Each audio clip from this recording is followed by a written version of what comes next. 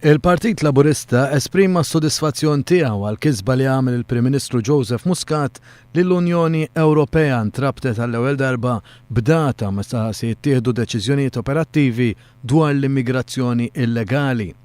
Waqt is-summit li sar fih dan l-Unjoni Ewropea, Dr. Muscat kiseb l-appoġġ mill-Prim Ministri li jiffurmaw parti mill-partiti tas-Soċjalisti Ewropej.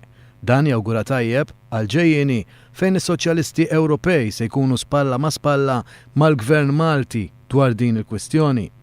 Il-Partit Laburista ringrazzja lill-President tal-Parlament Ewropew, Martin Schulz, li ilu konsistenti fil-pożizzjoni tiegħu favur Malta.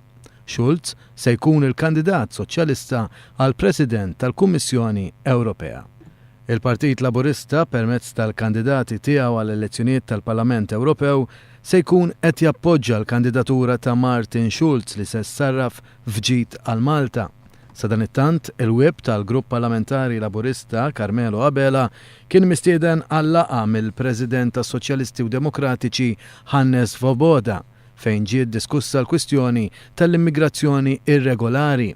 Preżenti għal din il-laqgħa kien hemm esponenti ewlenin ta' partiti Laburisti u Demokratiċi tal-Italja, ta' Franza, Spanja u l-Portugal.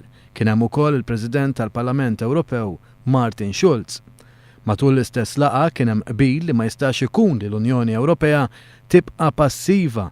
Intqal li għandu jiġi rikonoxxut mill-pajjiżi membri li dan il-fenomenu tal-immigrazzjoni mhux responsabilità ta' pajjiż jew tnejn biss imma tal-pajjiżi kollha membri fl-istess Unjoni Ewropea.